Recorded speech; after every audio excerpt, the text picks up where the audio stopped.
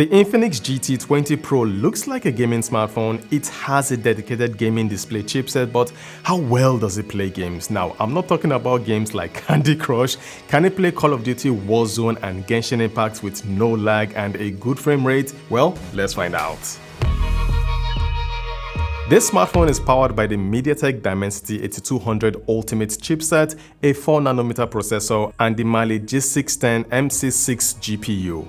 It comes with 12GB of RAM, and based on benchmark scores, it's a very capable smartphone. Now, jumping into games like Real Racing 3, the reason I like this game is because you can use the gyro to control the vehicle. This will give you an idea whether the gyro on this smartphone is good or not, and yes, it's good. Also, the sound and graphics of this game is cool.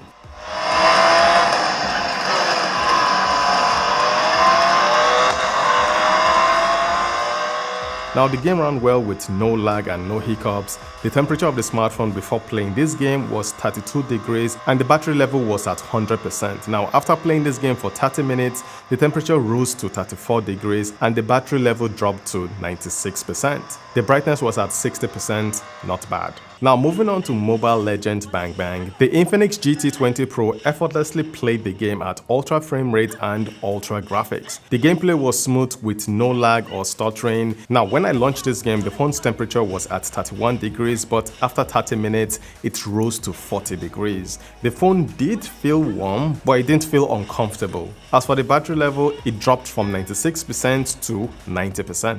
Moving on to PUBG Mobile, the Infinix GT20 Pro ran the game at Ultra HDR graphics. You can also set it to smooth graphics and ultra extreme frame rates. Now, this smartphone was able to consistently maintain 119 FPS, which is impressive. The lowest I saw the FPS drop was to 109 FPS, but almost immediately it went back to 119 FPS. Now, initially the phone's temperature was 34 degrees when I started this game, but after playing PUBG for 30 minutes, it rose to 39 degrees. The battery level dropped to 90%. Now, CODM was perfect on this smartphone. It ran the game at very high graphics and maximum frame rate.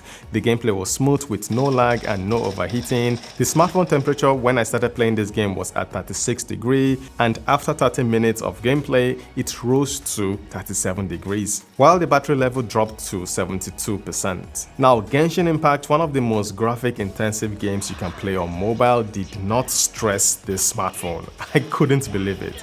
It was able to play the game at the highest graphics settings and also at 60 FPS. Most of the time it maintained 60 FPS and dropped to as low as 49 FPS, but it picked back up. Now, the phone got warm, but it didn't lag.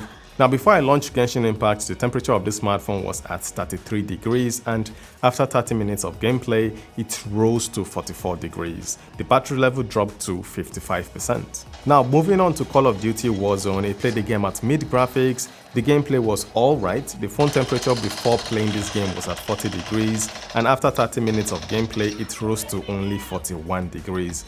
The average FPS playing this game was 34 FPS. Now, this smartphone has bypass charging, where the smartphone draws power to power itself and not charge the battery.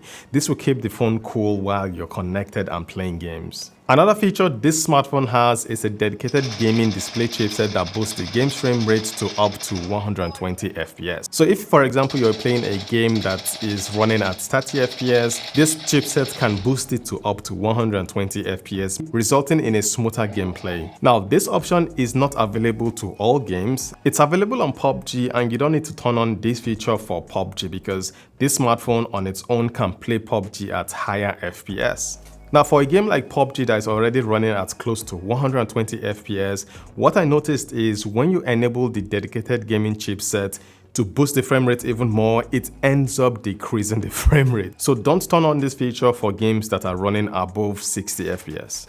After testing out some of the most graphic intensive games on mobile, the Infinix GT20 Pro handled them well. It didn't throttle, it didn't overheat, partly thanks to the liquid cooling system that is inside it, but this smartphone is truly a capable mid-range gaming device. Now, this is just my gaming review. I'm also going to be making a full review where I'm going to test out the cameras, the build quality, and other stuff. So subscribe to my channel if you don't want to miss out on that. Thank you for watching, and I'm going to see you guys very soon with more content like this. Valor Reviews, signing out. Now, if you found this video to be useful, hit the like button. See you guys later.